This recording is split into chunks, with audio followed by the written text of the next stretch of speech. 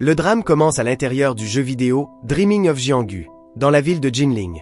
Une immense carte remplie de temples, de ruelles, de marchés et de créatures qui semblent tout droit sorties d'une légende. On y voit deux avatars se battre côte à côte. Lu Weiwei, une guerrière célèbre pour son niveau et son sang-froid, et Zhangxu Wuxiang, son mari dans le jeu. Ensemble, ils se lancent dans une mission corsée contre un monstre qui a ravagé la moitié de la ville et mis plusieurs PNJ hors combat. Avec patience et coordination, ils réussissent à l'abattre et remportent la récompense la plus convoitée du moment. Un collier magique qui augmente l'attaque et la défense, idéal pour les duels et les guerres de guildes. Mais la joie ne dure pas. À peine le collier apparaît-il dans l'inventaire qu'un joueur inconnu arrive pour défier Lu Weiwei afin de le lui prendre. Ça ne lui fait pas peur. Au contraire, elle a la réputation d'être la seule fille à avoir atteint le sommet du classement par son propre mérite. Pendant que le défi s'échauffe, Zhangxu Wuxiang revient avec son sujet préféré, sa curiosité de la connaître dans la vraie vie. Il insiste pour la voir en face à face, comme si le mariage dans le jeu devait aussi se confirmer dehors. Elle, au contraire, reste ferme. Pour une raison quelconque, elle ne veut pas montrer son visage, et ça crée une tension bizarre dans ce couple virtuel. Coupure vers la vraie vie. Bei Weiwei est une étudiante de haut niveau au département d'informatique de l'université King. Elle est jolie, oui, mais sa réputation ne vient pas seulement de son visage. Les gens la respectent parce qu'elle est intelligente, compétente et parce que, quand elle voit quelqu'un se faire embêter, elle intervient pour aider sans jouer les héroïnes. Elle vit au dortoir avec ses trois amis, Zhao Erxi, Xiao Ling et Tian Zizi, son trio de confiance pour étudier, papoter et survivre à la vie universitaire. Une nuit, le bâtiment subit une panne de courant et, comme si ça ne suffisait pas, l'ordinateur portable de Weiwei commence à déconner. Ça la stresse parce que sa vie est partagée entre projets, cours et jeux. Alors le lendemain, elle sort avec Zhao Erxi pour chercher des pièces et réparer la machine. Dans la boutique, elle tombe sur Meng Yiran, considérée comme la fille la plus célèbre et parfaite du campus, et sur son amie Nana. Elles achètent une mémoire RAM à un prix exagéré. Weiwei, sans chercher d'embrouille, fait juste remarquer que c'est cher et que ça ne vaut peut-être pas le coup. Meng Yiran et Nana prennent ça comme l'avis de quelqu'un qui veut attirer l'attention, et paie quand même, juste pour bien montrer qui commande. Plus tard, pour ne pas rater l'événement du collier, Weiwei se connecte depuis un cybercafé. L'endroit est bondé de joueurs, et parmi eux apparaît Xiao Ne, l'étudiant le plus populaire de toute l'université. Beau, brillant, champion de sport et, pour couronner le tout, un génie de la programmation. Il entre avec ses amis mais, au lieu de se distraire, il repère une scène précise. Une fille qui joue avec une technique si propre qu'on dirait que le clavier lui obéit par respect. Xiao n'est pas impressionné par l'apparence de cette joueuse. Ce qui le frappe, c'est son talent. Et sans lui dire un mot, il reste à l'observer, comme quelqu'un qui vient de trouver quelque chose de rare et de précieux. Quand Weiwei finit enfin par réparer son ordinateur, elle retourne au jeu à fond. Et là, elle se prend le coup. Zhangxu Wuxiang la convoque à la Pierre des Trois Vies pour mettre fin au mariage. Il est frustré parce qu'elle refuse de le voir en personne, et dans sa tête ça veut dire qu'elle cache quelque chose. Weiwei arrive encore en train de digérer l'humiliation, et lui enfonce le clou en se mariant aussitôt avec Xiaoyu Yao, une joueuse célèbre pour sa beauté dans le jeu. La nouvelle se répand vite, et le chat du serveur devient une fête cruelle. On insulte Weiwei, on la traite d'intéressée, de vieille maîtresse, de rancunière, et on lui balance tout le venin typique de gens blasés qui vivent pour le drama des autres. Weiwei ne se met pas à pleurer en public. Elle va quand même au mariage, plus par fierté que par envie. Et là il se passe quelque chose d'inattendu. Yixiao Ne apparaît, le top 1 du serveur. Son nom impose, son équipement brille, et tout le monde se fige comme si un roi venait d'arriver. Weiwei le regarde avec curiosité, parce que personne ne reste si longtemps au sommet juste par chance. Yixiao Ne, sans tourner autour du pot, lui propose de se marier dans le jeu. Il ne le fait pas avec un romantisme à deux balles. Il le fait comme quelqu'un qui prend une décision stratégique et sûre. Weiwei, qui comprend aussi le jeu comme un jeu, accepte sans trop réfléchir. En plus, un mariage avec le numéro 1 lui fait gagner du statut et ferme la bouche à la moitié du serveur. À partir de cette union, Weiwei commence à fréquenter le cercle de Yixiao Ne, ses trois colocataires et associés, Aomei, Yu Banshan et Qiyonggu. Ils sont du même département que Weiwei, mais elle n'a encore aucune idée de qui ils sont dans la vraie vie, même si les noms du jeu et ceux de dehors se ressemblent beaucoup trop pour que ce soit une coïncidence. Les quatre garçons, en plus d'étudier, montent une entreprise appelée Yi Technology, centrée sur le développement de jeux vidéo et de produits numériques. Il cherche des investisseurs et lors d'une conférence importante, attire l'attention de Feng Teng, une grande entreprise qui repère des projets à potentiel. Dans le jeu, le mariage entre Liu Weiwei et Yi Xiao ne passe pas inaperçu.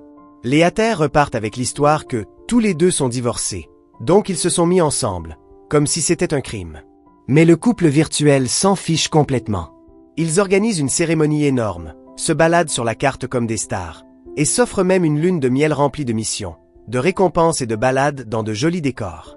Pour Weiwei, au début, c'est juste du divertissement et une façon de reprendre le contrôle après le divorce humiliant.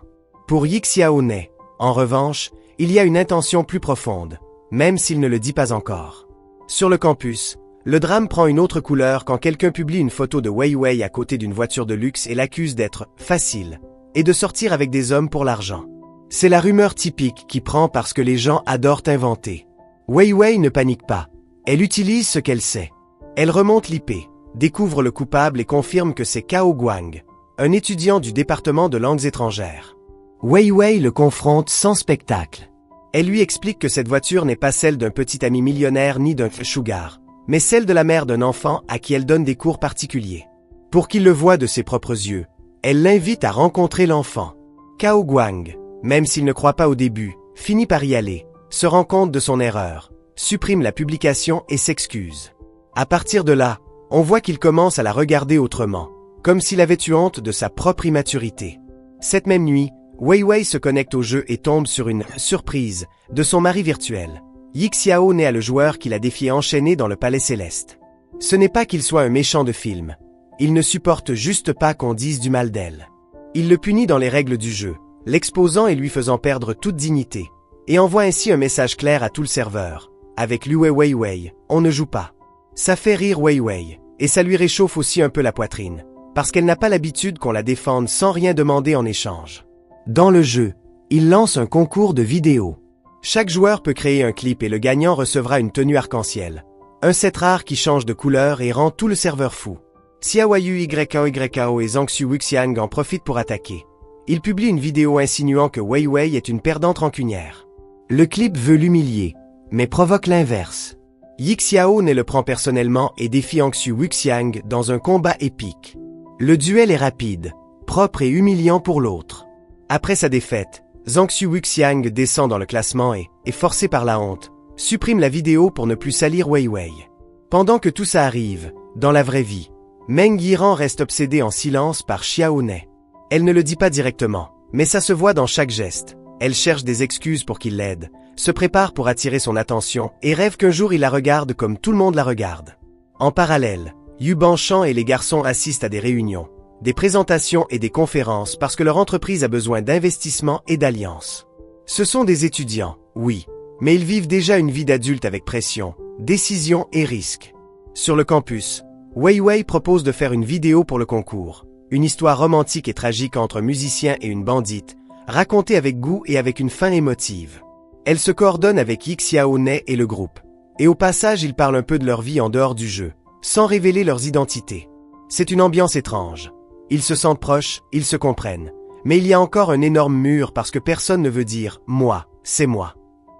Weiwei apprécie cette complicité, sans savoir encore que le garçon derrière Yi Xiao ne la connaît depuis bien avant. Pendant que Weiwei se déplace avec aisance dans le jeu, Zhao Erxi décide d'apprendre à zéro parce qu'elle veut entrer comme stagiaire dans une entreprise de jeux vidéo. Elle et ses amis entendent que Ziyi Technologies recrute et s'emballe. Le problème, c'est que Xiaoling et Tianxizi ne connaissent rien au jeu. Zhao Erxi non plus, mais au moins elle en a envie.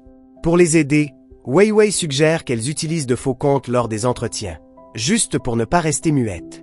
C'est un conseil risqué, mais elle le dit en pensant que le monde réel aussi est injuste. Si tu n'entres pas, on ne te donne même pas l'occasion de montrer ce que tu sais. Pendant le processus d'entretien, c'est la catastrophe. Zhao Erxi, nerveuse, oublie le pseudo inventé et lâche celui de Weiwei, Liu Weiwei.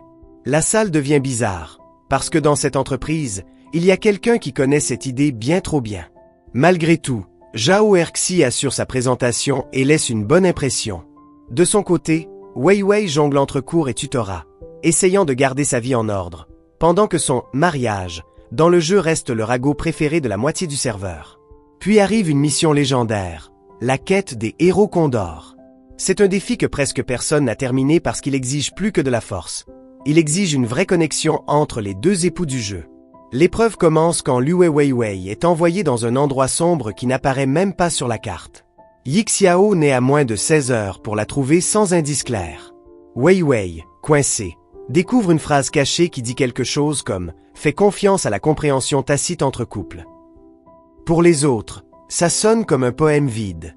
Pour Yixiao Nei, c'est un indice concret. Il comprend comment elle pense, par où elle passerait, quel type d'endroit elle aime. Yixiao Nei traverse des zones, résout des épreuves et affronte des ennemis comme dans un film. D'abord, il tombe sur un vieil homme sympathique qui lui propose une partie de Go, un jeu de stratégie où perdre un coup peut tout coûter. Ensuite, il s'engage dans une section remplie de dragons et de créatures qui semblent impossibles à contrôler. Enfin, il affronte un guerrier puissant, de ceux qui t'obligent à mesurer chaque coup. Après l'avoir vaincu, il atteint l'endroit caché et retrouve Weiwei. Et comme si le jeu voulait récompenser l'effort, ils finissent tous les deux en train de voler sur un oiseau phénix, la ville en dessous et la carte entière se dévoilant comme un cadeau. Ce vol sert aussi à parler. Weiwei lui raconte qu'elle a été expulsée de sa guilde à cause d'un ragot. On l'a accusée d'avoir volé une relique d'un boss, ce qui aurait soi-disant affecté Xiaoyu YO. Elle a essayé de se défendre, mais elle s'est finalement lassée de se disputer avec des gens qui avaient déjà décidé de la détester. Elle est partie par dignité, pas par culpabilité. Yixiao Nei l'écoute sans juger, comme s'il savait déjà qu'elle n'est pas du genre à voler ni à se cacher. Dans la vraie vie, l'entreprise de Xiao Nei devient une cible. Un groupe rival, lié à l'oncle de Meng Yiran, tente de leur acheter les droits du jeu qu'ils développent pour une grosse somme. Les garçons s'indignent. Ils ont l'impression qu'on veut acheter leurs rêves. Ils refusent l'offre et se font des ennemis. En plus, une idée sale apparaît. Saboter le calendrier, avancer des sorties, pousser les serveurs, créer du chaos pour que l'équipe de Xiao n'ait l'air incapable de tenir ses engagements. Au milieu de ce stress, il y a un moment difficile. Yu Banshan a un accident de voiture pendant un trajet, et Xiao Nei prend le choc le plus violent parce qu'il saisit le volant pour éviter pire. Il finit à l'hôpital. Dans le jeu, la date d'une compétition importante arrive et Weiwei attend son mari virtuel pour se battre avec lui. Mais l'heure passe, il n'apparaît pas, et la compétition se termine sans eux. Weiwei est frustré, pas seulement d'avoir perdu, mais à cause de cette sensation étrange qu'il a disparu sans explication. De l'autre côté, Meng Yiran et son groupe célèbrent la défaite comme si c'était une victoire personnelle contre Weiwei. Xiao Nei se réveille, et même douloureux. La première chose qu'il fait est de demander qu'on contacte Weiwei. Il n'y arrive pas tout de suite parce qu'elle est déconnectée et déprimée, pensant peut-être que le gars du jeu s'est lassé ou que quelque chose a changé. Sans le savoir, elle lui manque déjà. Xiao Nei, depuis l'hôpital, va jusqu'à hacker son ordinateur pour la voir, non pas par contrôle, mais par inquiétude. Il passe des heures à regarder la vidéo qu'ils ont faite pour le concours, encore et encore, comme quelqu'un qui s'accroche à quelque chose de bon quand tout devient incertain. Pendant ce temps, Zhao Erxi décide d'entrer à fond dans le jeu pour s'entraîner. Là, elle rencontre un joueur charismatique appelé Wei Guang. Il a l'air gentil, s'approche d'elle, lui demande d'être son apprenti, et elle accepte même si elle n'est pas experte. Sans que Erxi le sache, derrière ce compte se cache Cao Guang, le même qui avait accusé Weiwei avec la rumeur de la voiture. Lui, en apprenant que Weiwei est avec Xiao Nei, ressent de la jalousie et de la confusion. Et au lieu de parler clairement, il se met dans le jeu pour se rapprocher de celle qu'il croit être Weiwei. Erxi, innocente, s'emballe avec cette attention et croit que la vie lui offre enfin une belle histoire. Quand l'entreprise Feng Teng appelle Weiwei pour acheter les droits de la vidéo et l'utiliser comme promotion du jeu, elle est ravie. Elle ne veut pas d'argent, elle préfère demander des créatures magiques dans le jeu comme paiement, un détail qui reflète sa façon de penser. Elle valorise le symbolique et l'utile dans l'univers qu'elle aime. Mais pour signer, elle doit parler à Xiao Nei en personne, et là la plus grosse bombe explose. Pour la première fois, le couple du jeu décide de se voir dans la vraie vie. Weiwei prend la rencontre comme un rendez-vous à l'aveugle, même si elle ne le dit pas. Elle essaie des tenues avec ses amis, doute, se critique, se trouve trop voyante dans une robe rouge et finit par la remplacer par quelque chose de plus simple. Ensuite, elle passe un examen important et se rend au lieu convenu, une zone près d'un lac. Quand Xiao Nei arrive, elle reste figée. Le garçon le plus célèbre de l'université est, littéralement, le top 1 du jeu. Il confirme son identité calmement, sans dramatiser, comme s'il avait tout planifié depuis le début. Weiwei manque de tomber de surprise, mais comprend aussi pourquoi il paraissait toujours parfait en jouant. Parce que dans la vraie vie, il l'est aussi. Ils vont manger, et Wei Wei remarque qu'il est plus sérieux et distant hors du jeu, même s'il reste attentionné. Ensuite, il va jouer son dernier match de basket et quand ils reviennent ensemble à l'université, ils attirent l'attention comme s'ils étaient un couple de célébrités. Les filles du campus deviennent folles. Meng Yiran ravale son amertume en silence. Et Wei Wei essaie d'agir normalement même si, à l'intérieur, c'est un tremblement de terre. Après le match, Xiaohong la présente à ses amis, et ils l'accueillent comme s'ils avaient enfin rencontré quelqu'un d'important pour leur chef. Tout n'est pas romance. Sur les forums de l'université, des listes absurdes commencent à circuler. Top des filles jolies, top des femmes dangereuses, et même des théories de conspiration. Wei Wei apparaît dans une liste bizarre et Xiaohong, sans rien lui dire, supprime la page grâce à ses talents de hacker, comme si nettoyer les déchets numériques faisait partie de sa routine. En parallèle, Cao Guang achète un collier pour Wei Wei, pensant se rapprocher d'elle dans la vraie vie, mais il apprend qu'elle sort avec Xiaohong et s'effondre. Une nuit, Zhao Erxi tombe très malade et finit aux urgences avec une gastro-entérite aiguë. Wei Wei et les autres restent avec elle. Le lendemain, Xiaohong débarque à l'hôpital pour les emmener prendre le petit déjeuner, comme si c'était la chose la plus naturelle du monde de prendre soin des amis de sa copine. Ce geste fait que Wei Wei se sent en sécurité, parce qu'il ne brille pas seulement dans les grandes choses, il est aussi présent dans les petites. Avec le temps, Wei Wei visite les bureaux de ZI Technologies, voit des croquis, des prototypes et le monde réel derrière les jeux vidéo. Elle se convainc que Xiaohong et son équipe ne font pas que rêver. Ils travaillent sérieusement. En même temps, Erxi continue son « romance » dans le jeu avec Wei Guang, sans connaître la vérité, et décide de préparer un cadeau spécial. Mais Nana, toujours à se mêler de ce qui ne la regarde pas, voit le rendez-vous virtuel de Cao Guang avec la supposée Wei Wei, comprend de travers et court le raconter à Meng Yiran, histoire d'allumer encore plus de ragots. Quand arrivent les vacances d'été, Wei Wei retourne dans sa ville pour voir ses parents, et on ressent le choc. Sa famille est affectueuse, mais traditionnelle, et n'aime pas trop l'idée qu'elle ait un petit ami pendant ses études. Du coup, Wei Wei finit par parler à Xiaohong en cachette, par petits appels, tout bas, comme si elle gardait un secret. Lui, pendant ce temps, reste à l'université avec son équipe, s'occupe du cactus qu'elle lui a offert avant le départ, et se plonge dans un calendrier impossible. Ils n'ont que 3 mois pour livrer le jeu complet. Au bureau s'accumulent les nuits longues, le café, le code et les discussions techniques. Et malgré sa Xiaohong cherche des moments pour se connecter au jeu et l'accompagner ne serait-ce qu'un peu. Wei Wei continue aussi à donner des cours pour s'acheter un téléphone et pouvoir lui parler sans dépendre de l'ordinateur portable. Cette distance, au lieu de refroidir la relation, la clarifie. Tous les deux se manquent, se soutiennent et comprennent que ce qu'ils vivent n'est plus un accord de jeu, mais quelque chose de réel qui grandit.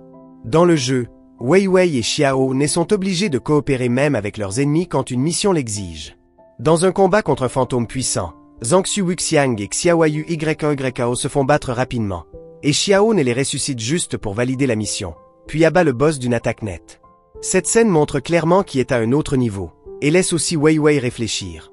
Même si son mari est froid, il n'est pas cruel ni rancunier par plaisir. Il sait quand aider, même ceux qui ne le méritent pas. À mesure que se rapproche le lancement du nouveau jeu mobile de l'équipe, des attaques de hackers commencent. Des fichiers sont effacés, des fonds sont changés, des signes sont laissés. Xiaohong installe des traceurs et utilise des caméras pour identifier le coupable. C'est la cancre Keo, un garçon silencieux qui travaille dans un restaurant et qui protège beaucoup Hao Mei. D'un coup, on découvre que Keo est le hacker. Au lieu de se cacher, il défie Xiaohong à une compétition de programmation. S'il perd, il travaillera gratuitement 1 an pour Ziyi. Xiaohong accepte, gagne la bataille en une nuit, et Keo finit par rejoindre l'équipe comme si ça avait fait partie du plan depuis le début. Après les vacances, Wei Wei obtient un téléphone pour parler à Xiaohong sans rester collé à son ordinateur portable. La relation, désormais hors du jeu, devient plus directe. Il la cherche, l'accompagne, la protège sans l'étouffer. Il l'emmène même dans son entreprise pour qu'elle fasse un stage et apprenne. Là-bas, Wei Wei tombe sur Ashuang, un programmeur à la mauvaise vibe et méfiant envers les femmes. Il lui fait tester des téléphones et des compatibilités. Un travail long et épuisant. Wei Wei prend ça au sérieux, fait un rapport détaillé. Et même si Ashuang ne l'admet pas gentiment, on voit que ça lui sert et qu'il est impressionné. En parallèle, Zhao Erxi finit par travailler pour Cao Guang d'une manière très étrange. S'occuper de son chat, Café. Au début, elle en a peur, mais ça passe, et cette cohabitation devient une routine un peu mignonne. Erxi, avec sa manière maladroite et sincère, commence à s'attacher au chat et, sans s'en rendre compte, aussi à Cao Guang, même s'il reste confus à propos de Wei Wei. Arrive la fameuse rencontre en présentiel des joueurs du serveur. Xiao Yao et ses amis sont ravis parce qu'elle pense pouvoir humilier la vraie Wei Wei, en utilisant Erxi comme appât, puisqu'elle l'avait vue au bureau et avait supposé que c'était elle derrière Lue Wei Wei. Mais le plan s'écroule quand la vraie Wei Wei arrive, élégante et calme. Et tout le restaurant se met à regarder. Xiao Yao insiste en disant que ce n'est pas possible, et Wei Wei, se rappelant le mauvais traitement infligé à son ami, décide de la défendre par les faits. Elle défie les filles en duel dans le jeu devant tout le monde.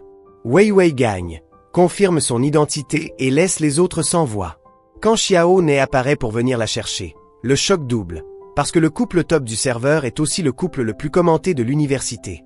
Cao Guang, en comprenant qu'il a été trompé par le malentendu, explose dans le jeu de la pire manière. Il prend l'épée qu'Erxi lui a offerte, s'approche de l'avatar de Wei Wei et le bête, comme si ça pouvait punir le mensonge. Erxi se sent trahi. Quand Wei Wei arrive dans sa chambre avec un gâteau pour la remonter, Erxi la met dehors sèchement. Wei Wei est blessée, parce qu'elle ne comprend pas pourquoi elle paie pour le chaos émotionnel des autres. Comme si ça ne suffisait pas, Nana fait fuiter une vidéo où Cao Guang, ivre, dit que Wei Wei était fiancée à lui dans le jeu et que, en même temps, elle sort avec Xiao Ne dans la vraie vie. C'est un ragot construit avec des morceaux de vérité mal interprétés. Meng Yiran l'utilise pour faire pression sur Xiao Ne, mais il ne se laisse pas manipuler. Il enquête, hacker des téléphones, supprime la vidéo et dit à Wei Wei qu'ils doivent couper le problème à la racine avant qu'il ne grossisse. Wei Wei, de son côté, confronte Cao Guang et lui fait comprendre qu'il a été cruel avec sa rumeur, qu'il n'a aucun droit d'accuser qui que ce soit, et qu'il ne doit plus jamais s'en prendre à ses amis. Malgré tout, le choc émotionnel laisse des traces. Zhao Erxi découvre que tout ce qu'elle a obtenu travaille. Attention, supposée histoire romantique est arrivée parce qu'on l'a prise pour Wei Wei. Elle se sent petite, inutile, comme si elle vivait dans l'ombre de son ami. Elle se dispute avec Wei Wei, pleure, veut partir. Et au final Wei Wei décide de partir elle-même pour ne plus la mettre sous pression. Elle va chez Xiao Ne, et lui l'accueille calmement, comme si son espace était aussi le refuge de Wei Wei. Dans l'entreprise, l'ennemi joue sale. L'assistant de l'oncle de Meng Yiran achète à Xuang avec de l'argent et des menaces pour qu'il fuite des informations et sabote le serveur le jour de la présentation devant Feng Teng. Le plan est simple, faire en sorte que le jeu de Xiao Ne démarre pas, les ridiculiser, et faire paraître le projet rival meilleur. Mais Xiao Ne se méfie, prépare un serveur alternatif et ne se relâche pas. Le jour J, le serveur principal lâche pile pendant sa présentation, mais il bascule sur le second en quelques secondes et continue comme si de rien n'était. Les gens de Feng Teng sont impressionnés et signent avec lui. L'oncle perd le coup, et Xiao Ne, désormais sûr de lui, licencie à Xuang sans faire de scandale pour ne pas casser le moral de l'équipe. Avec la victoire, l'équipe peut enfin respirer. Ils vont dans un hôtel près des montagnes pour se reposer, manger et jouer. Cao montre que, en plus d'être hacker, c'est un chef redoutable, et organise un barbecue qui rend tout le monde heureux. Entre rire et défis, Wei Wei et Xiao Ne s'éloignent un moment, vont dans un endroit qui ressemble au paysage du jeu, se rappellent leur premier mariage virtuel et parlent de l'avenir avec une naturelle qui fait peur. Projet, vie commune, et l'idée de se marier pour de vrai quand le moment viendra. Avec le temps, Yi Technology et Feng Teng font du jeu un succès. Un bond de 2 ans passe. Wei Wei est sur le point d'être diplômé avec ses amis, et Xiao Ne apparaît dans des interviews comme jeune entrepreneur star. Le monde qui a commencé comme une aventure virtuelle finit par devenir réel, solide et admirable.